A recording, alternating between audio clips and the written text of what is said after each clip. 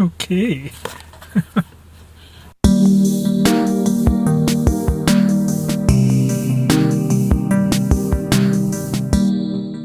Alright, so I've been traveling since March 1st, and now it's April 1st.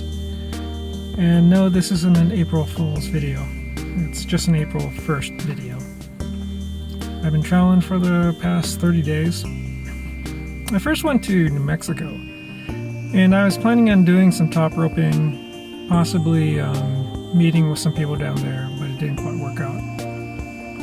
The weather was too cold anyway.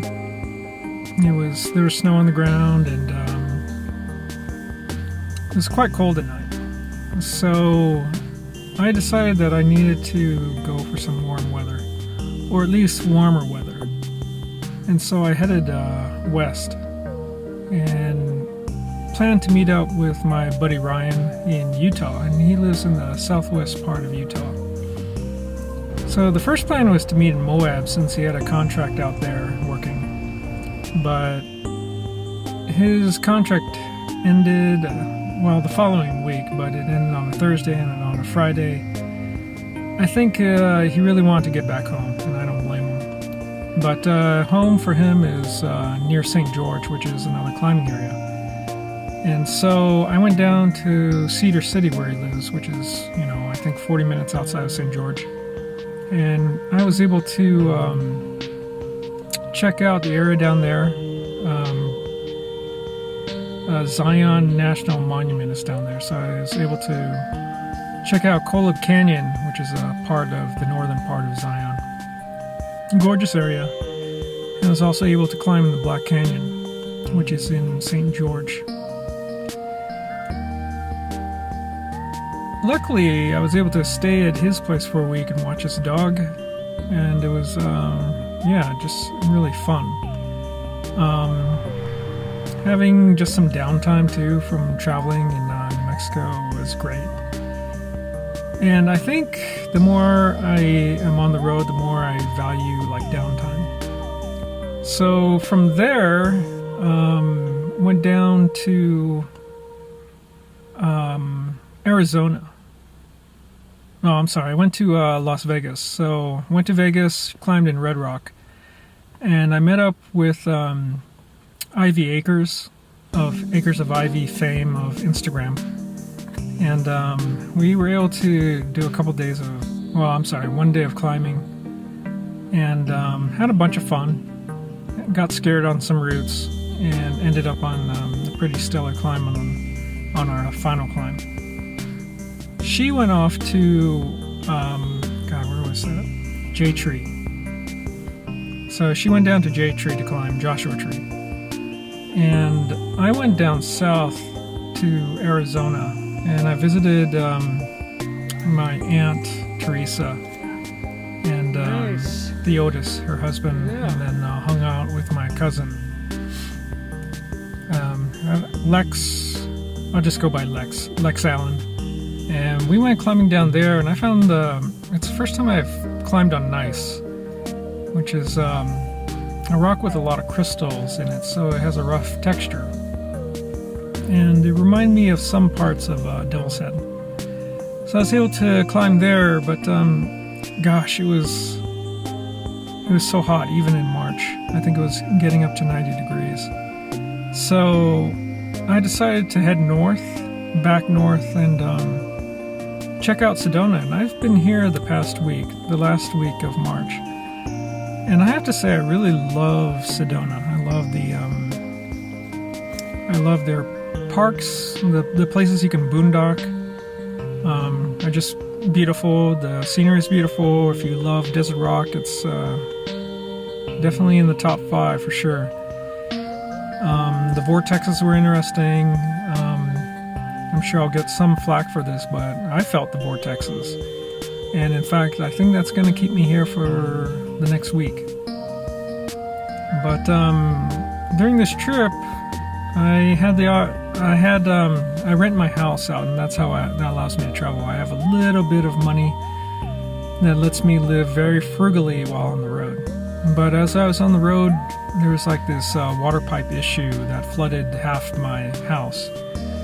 I've decided to sell. And it was a big decision, but I was meditating and I was trying to figure out what the answer was, and I kept hearing this voice go, let it go, let it go. And I happened to subscribe to the belief of listen to the voices in your head. Because a lot of times there's something going on, even if you look at it scientifically, maybe there's something in your subconscious or the information that you receive that sometimes your subconscious, which is the majority of your brain, it's like the 90% that's submerged, knows more than you do. And sometimes these voices should be listened to. And I kind of left it up to fate too, because they were ready to sign the lease, but they hadn't yet. And I told my property manager, I said, well, if they haven't signed, I am thinking of selling, and so could you let them know? But if they have signed, I will honor that agreement. And so I also left it up to timing and the universe, and they hadn't signed, so she let them know that I'm planning on coming back. And I also gave them an extra month if they needed it. Anyway, the trials and tribulations of being on the road, but all in all, it's been fun. I've been able to meet up with some people at the climb. I've been able to check out some of the parks I haven't seen and some of the sites I haven't seen, especially Sedona. I've gotten to reconnect with some relatives and also climb with my cousin Lex, or Jonathan, and do his first outdoor climb. So the first month is a grand success. And my systems that I have with the electrical, like I'm really glad I did the isolator, charging the 2 batteries. I've only taken out my solar panel once, and that was yesterday. Because I haven't really been in a place long enough to really need to charge it up through a solar panel. Just driving charges up everything. Swapping out just to go over some changes, I swapped out the cooler that I had to keep iced. It was like an igloo, just a regular igloo cooler. And I have a thermoelectric one, which works off the batteries just fine. And the big surprise was my Max Burton digital stove to go. Sorry, it's just a long name, and I think it's kind of funny, so I have to say the full name every time.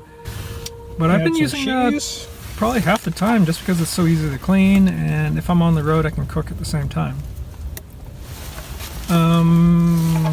I think I still need to get rid of stuff. I got a bigger container here for the front seat, but I decided I just need a small one. And I think I need half the clothes, frankly.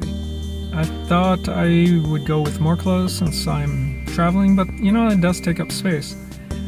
And I have to go through a process of elimination. So one of the things I eliminated was my cargo carrier, because apparently through my ignorance, the hitch, which was connected to the bumper, I just assumed that it was a standard hitch and that it would hold 500 pounds, but no, it's not. It's not rated for that. It could hold maybe a bicycle, and that's it.